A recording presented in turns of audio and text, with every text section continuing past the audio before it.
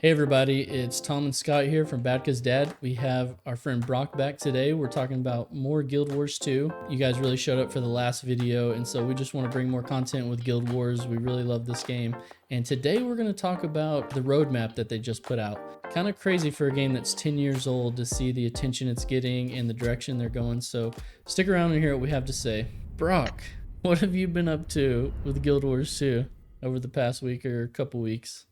So since the new expansion came out, I've been playing that every day, doing my dailies, advancing the story bit by bit, and just finished I took my time with it. Now I'm going back through, since I finished the main storyline, going back through, doing all the collections, achievements, doing 100% map completion and all that kind of stuff. And the only kind of big goal that I have left right now that's like, oh, I got to do that and I feel left out, is I haven't beaten the map meta for the final map yet. That's the only big thing I have left. There's still a lot of other checkpoints to do, but I'm still just playing it day by day. What's your thoughts on the last map meta? Are you in the camp of this is way too hard, or are you like, I'm okay if it's challenging, it'll just take some time to get it done? I enjoy that it is hard. I think that the timing is good. I think that it just takes a lot of coordination. And when you have good leaders, when you have good commanders on the map, then it does get really, really close. I've tried it 3 times, and 2 of those 3 times we had good leadership and we almost beat it, but we just had some bad luck with some of the mobs that were where they spawned, and a couple people not quite doing what they're supposed to do. But it was close, and it's the kind of hard open world group content that I think Guild Wars is good at, and I really like it. So no turtle egg for you yet. Gotcha. Yeah. Scott, I know we've streamed a couple times and you're still pretty new to it, but what's your experience been so far jumping in? Well, I played those probably about a total of 4 hours. Boosted the guy to 80. He bought me some armor. Did some quests. So I'm probably like the best Guild Wars player NA right now. Basically. Now I have been fumbling around like a baby that just learned how to walk. So yeah, I've been following you around. I feel like a little monkey holding your hand, just kind of going everywhere. Got the raptor. That was cool. That was a highlight. But I'm just trying to get used to unfamiliarness that I have with the game, you know? And it's been really weird. It doesn't feel like anything I've played, but there are a lot of cool aspects. I just think it's me not being familiar with the game. Yeah, and I think maybe a conclusion we came out with was, maybe we'll start a level 1 character too and see what it feels like going from level 1. Obviously, that's the optimal way you usually want to play a game, but hey, I feel like they've touted this End of Dragons as like the perfect time for new people to jump in and do it. So we'll see how that experiment goes. Yeah, for me, I've streamed a little bit with Scott. That's been fun, and especially seeing people show up in the chat for our live streams been really cool. Shout out Weasley's Fun Box, yeah, and the cheese showed up every stream we've had. It's been a lot of fun interacting with some of those guys. I've pretty much done all the map completions. I have done pretty much every meta.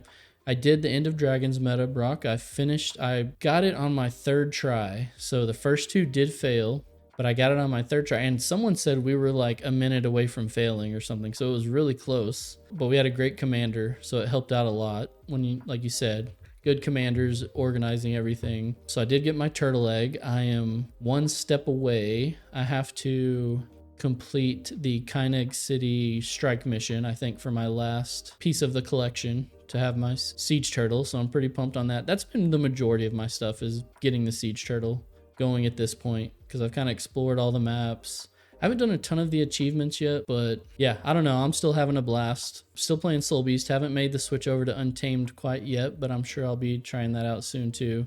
Have you tried Spectre yet, Brock? Or are you still on Daredevil?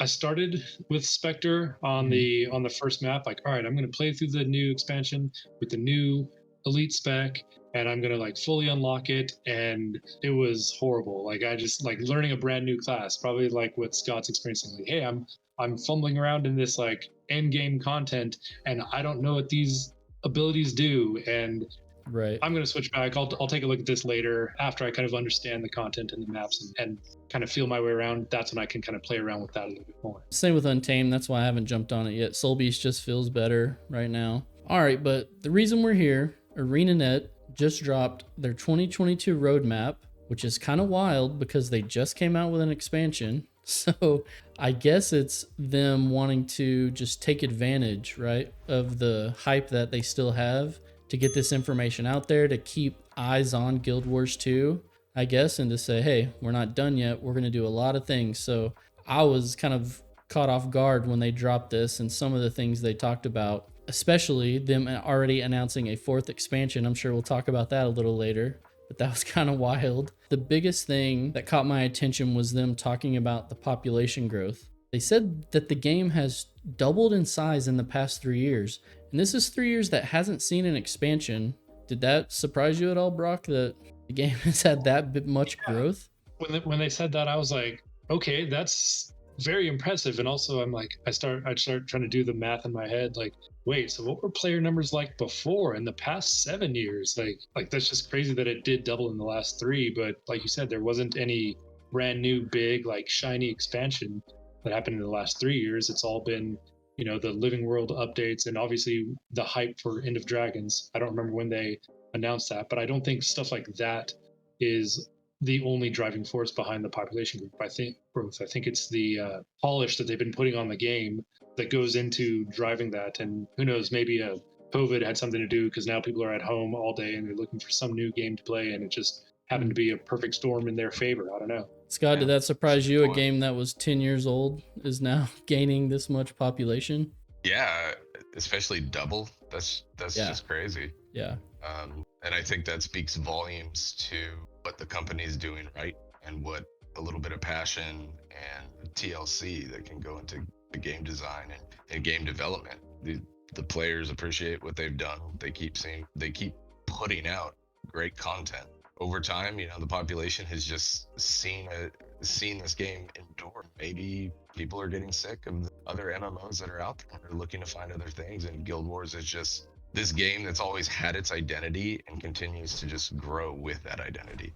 Yeah, you hit on a couple big things I want to touch on. You talked about the company having TLC for the game. They've brought back a couple of the people who were in the company years ago. Colin Johansson, the game director, Josh Grouch Davis, who's now doing the operations day to day. They were on the team, I want to say, back in 2013. Colin was there for Heart of Thorns, kind of led the hype train on that. And you could tell they just have a passion for the game. They're professional, the way they communicate. It's just brought I feel like a new life to the game, having them back in leadership positions. And it kind of oozes through this whole blog post. I feel like the communication of what they want to do and how passionate they are, and just the clarity of their vision.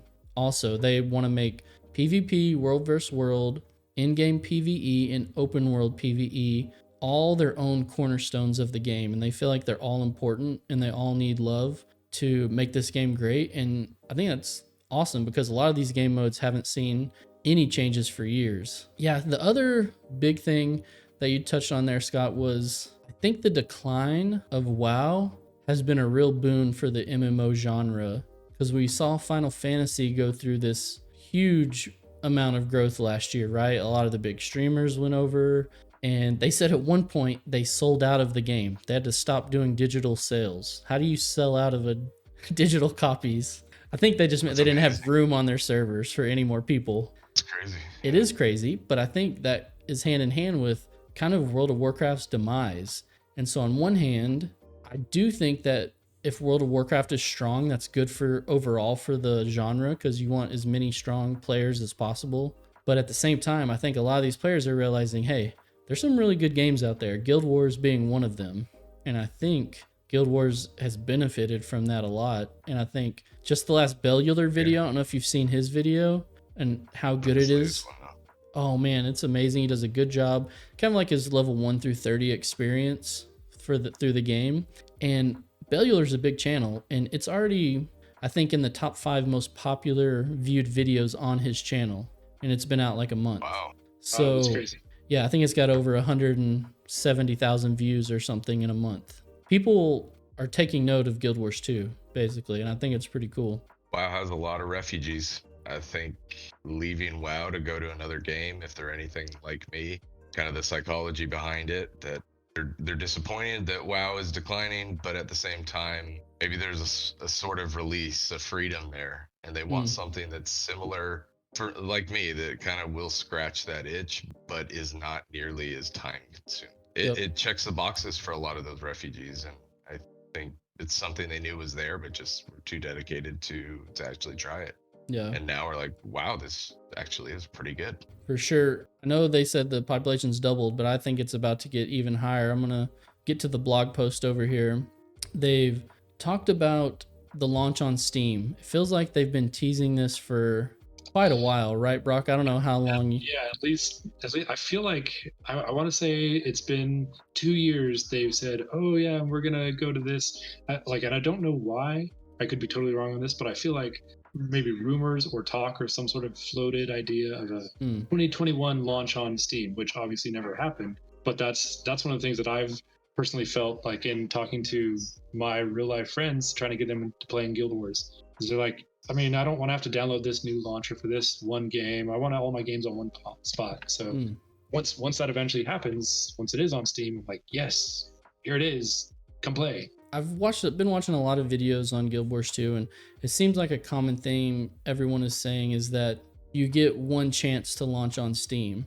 I can see why that is so important, because if you make a bad impression on Steam, I mean, I think you're probably going to get review bombed, right? It's not going to be a good look, and I think it may even hurt you more than help. But if you do it right, I know people go to Steam, right? And they go to the free game section and they just look what is available. Hey, I don't have a game to play, but I don't want to spend money. Let me see what's in there. And if Guild Wars is an option, I mean, Steam is the biggest platform in the world for games. I don't think there's any other platform that sells more games, houses more games. And so for Guild Wars not to be on there is kind of crazy, actually. Go ahead, Scott. It just is available. More people can access it just because of it being so big. The smaller kind of platforms just don't get as much coverage. Yeah. So it being there to millions of users Mm-hmm. is absolutely going to spike the population.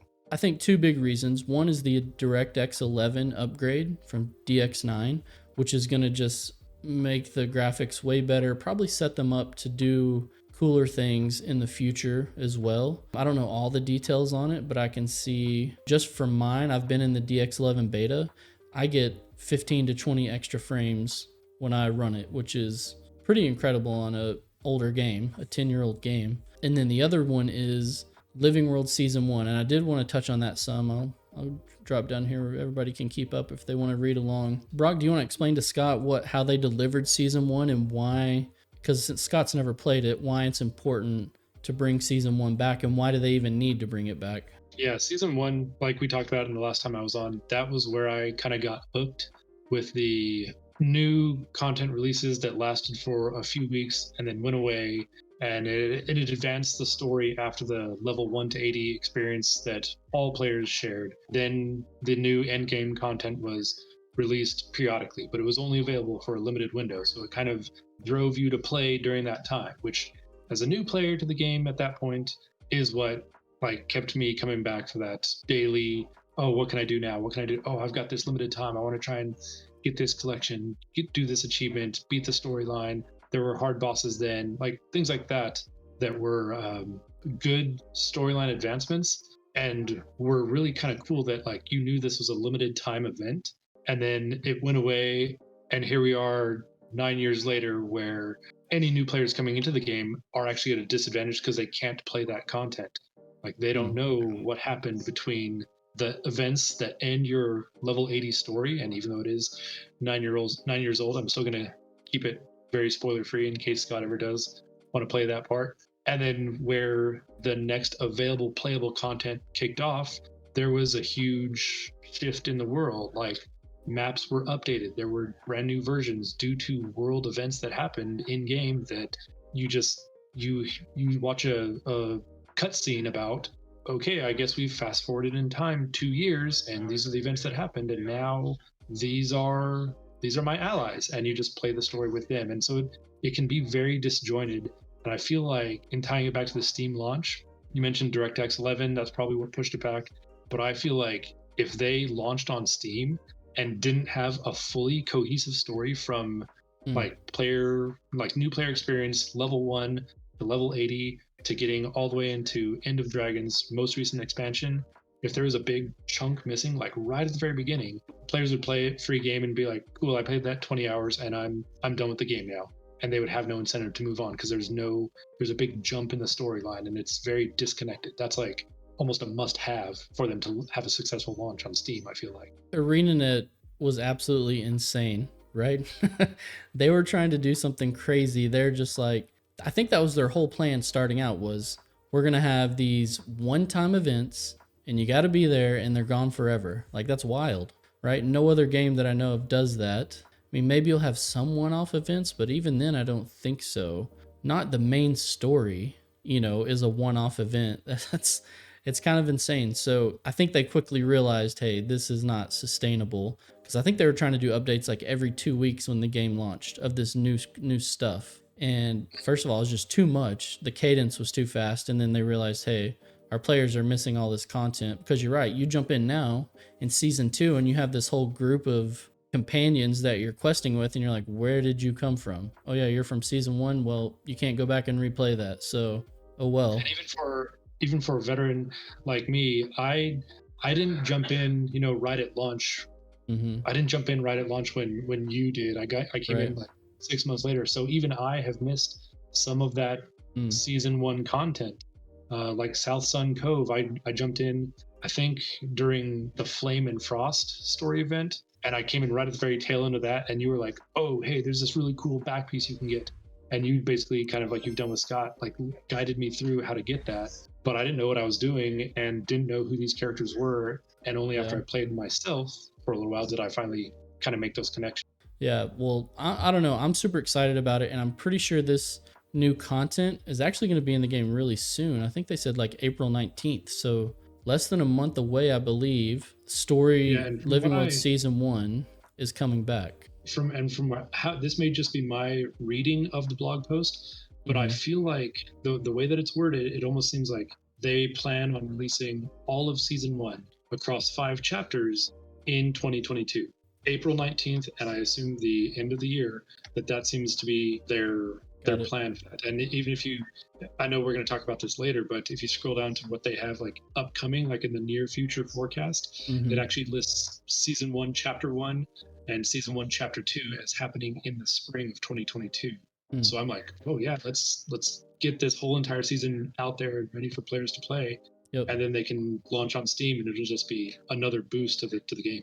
And the big thing that they also mention is that season 1 is going to be included free to all players, even free-to-play players. So you won't have, if you missed it, you don't have to pay gems to get the Living World season story. This one, I think it's smart. They'll get their hooks in kind of to the new players of like, oh, this Living World stuff is kind of cool. So they'll maybe pay for it down the line. What I hope they do is that they bundle Living Seasons in with expansion purchases maybe. I hate that it's kind of separated and that some people, if you don't want to pay, might not get access to some of that story content. Yeah, because even though you don't necessarily have to pull out your credit card and buy each Living World season 2, season 3, season 4, you could do it by converting your gold in game into gems. Right. That does require a lot of playtime to generate that many gems just to keep playing the game. I mean, or maybe it's not that much, but I always have my eyes on other things in the gem store. Sure. This Raptor Skate or whatever. Well, anyway, I'm pumped for it. They also said they're going to have a strike mission. I'm assuming that will go along with the main bad guy from season 1, which I think will be cool. And they're going to have a challenge mode. I think, and I heard a take today from someone, I can't remember who I saw saying this, but I think they should go back, and I agree with this person, and do strike missions for all the old content. So like Baltazar fight, Mordremoth fight, do strike missions for everything. I think that would be super cool. Well, let's head down to the roadmap. I just want to take a quick look. So the 4 challenge mode strikes are coming out. 2 more legendary weapon variants. The Living World Season 1, like you said, episode 1 and 2 for the spring, at least, Brock, it looks like. So you're right, they'll release more episodes over time. I think they mentioned maybe there would be 5 or 6 episodes. I don't remember in total. Here's some of the dates it looks like. What I want to kind of wrap up with is I'm just so surprised that they are making this push. Not surprised because it doesn't make sense, but surprised because Guild Wars has been so passive for the longest time. And they've been very hush hush when it comes to updates in the past, especially under the previous game director. They had the philosophy of whenever it's ready, we're just going to put it out. So, for example, Path of Fire is almost like they dropped an expansion and you didn't even realize an expansion was coming out.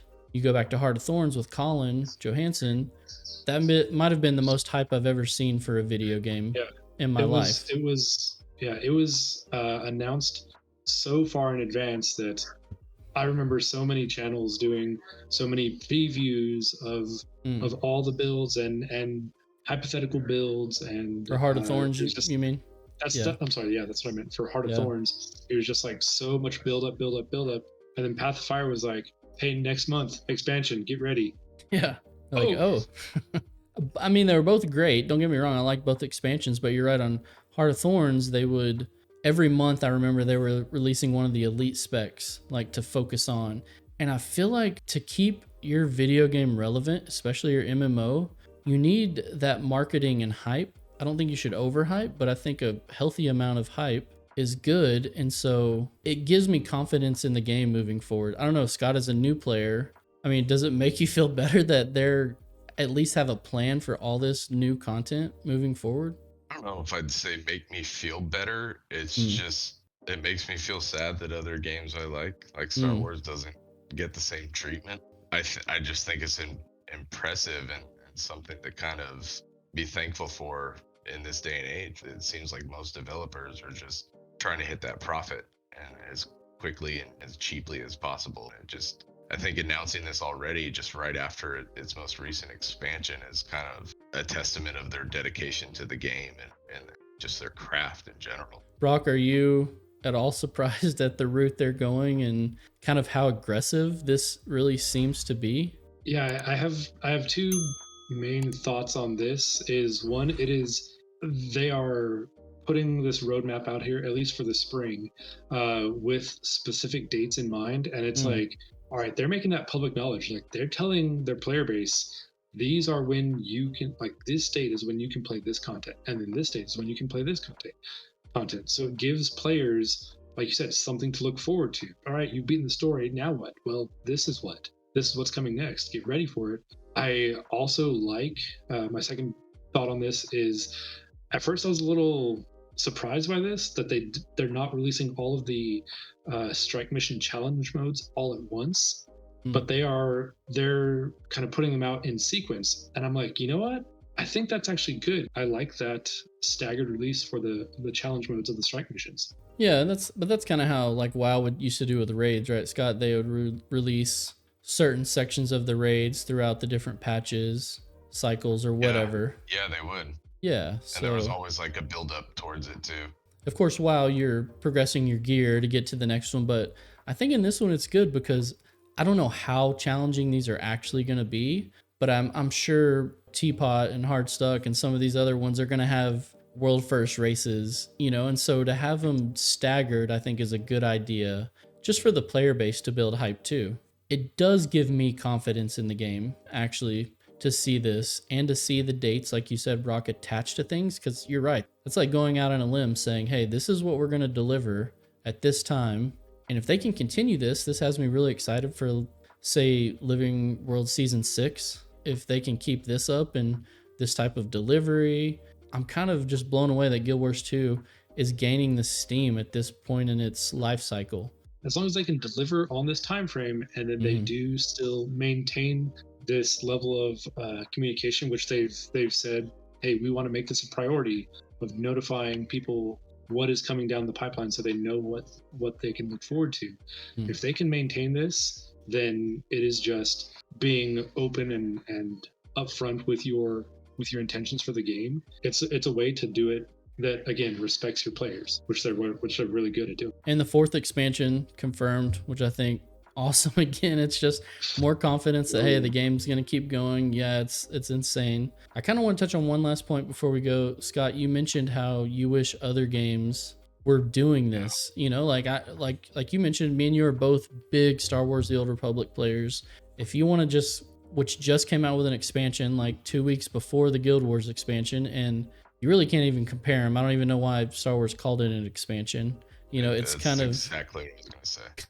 it's frustrating, right? So why aren't they doing this? What is holding back? I don't understand. Is ArenaNet that much better than these other companies? They obviously don't have the numbers that other games have as far as population, like Final Fantasy or World of Warcraft. But would this be hard for like Star Wars: The Old Republic to do? I'm not sure what's going on over there other than them just Yeah. trying to milk the cash shop. My personal feeling is they gave up on that game quite a while ago. It's just You think it's cash an shop is a issue good of like moneymaker. EA not giving them the resources at this point? Yeah, because Yeah. you see what happens when a company has all the resources. Like they've stuck to their guns when it comes to what they're making, and they've never bent to any of the MMO standards that have been set. They've always done their thing, and they've just built up support. Guild They've Wars, obviously yeah. grown as a company, and they keep putting out content that's more innovative, more immersive. And I just don't think a lot of other companies are doing that, as evidenced by Star Wars and then now WoW's decline. Related to that video that we put out about a generation of MMOs, and I think the landscape is changing, and you're gonna see more games come out that kind of fit the Guild Wars model.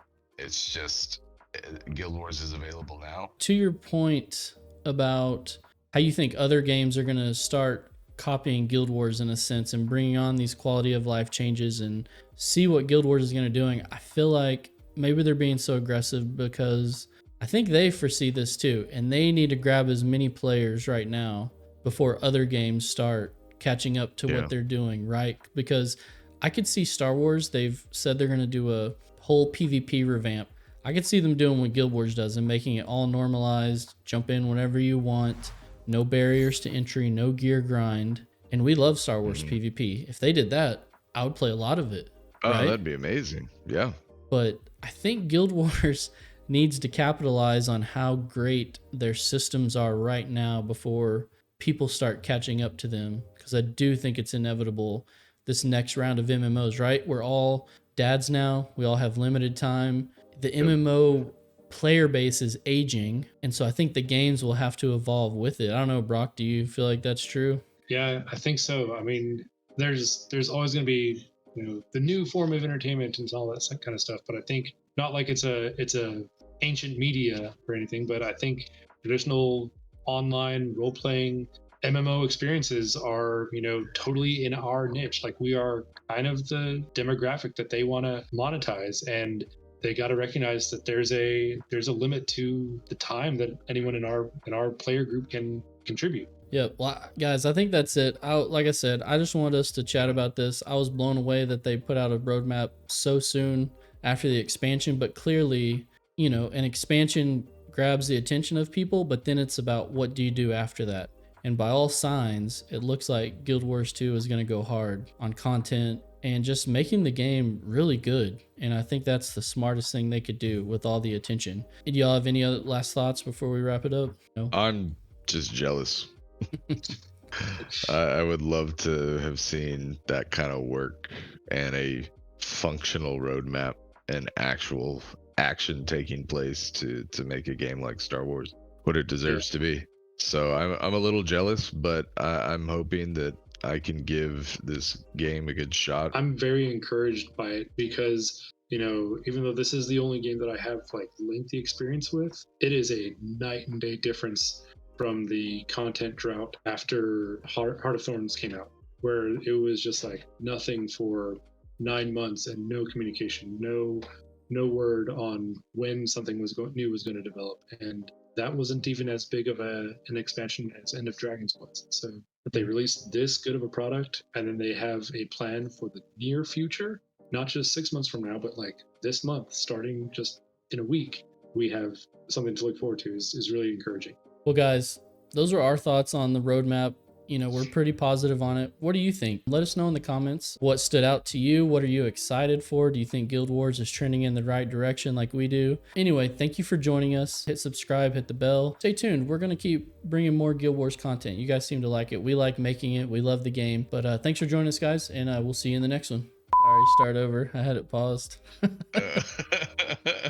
don't know. What's the biggest kind of ant? A giant. Maybe the worst joke I've ever heard. So moving I on. liked it.